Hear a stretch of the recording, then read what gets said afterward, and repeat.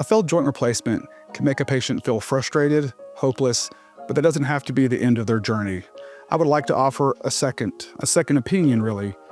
I'm Dr. Andrew Poole, one of the joint reconstruction surgeons at TOA East Division, and I often get asked, what are my options? Patients often are very frustrated at the poor access to care once they've had a joint replacement and it's not been successful.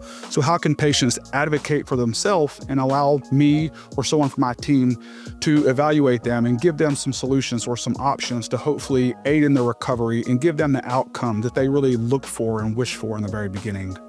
I think it's very important for surgeons to take responsibility for their patients. And so, when I do a surgery with someone, I see those patients forever. So while it may space the visits out from 1 year to 2 or 3, there's never a period where I tell you just call me when you need me or I discharge you from my practice. And I think that's really important for good follow-up and to make sure that patients are not only feeling and doing well, but their implants are responding and performing as we would expect.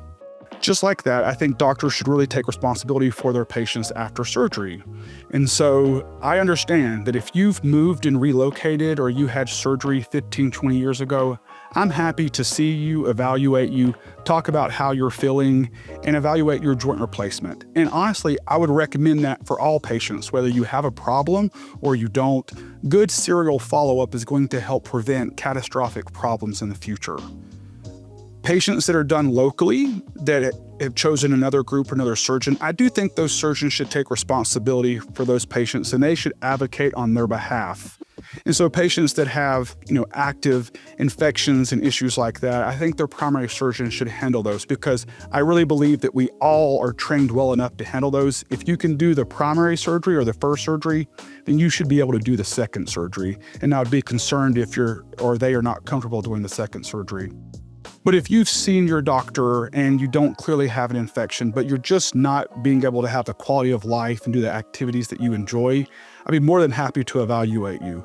Generally, we ask that you compile your medical records, particularly your operative note, some of your complaints, and you forward that on to our office.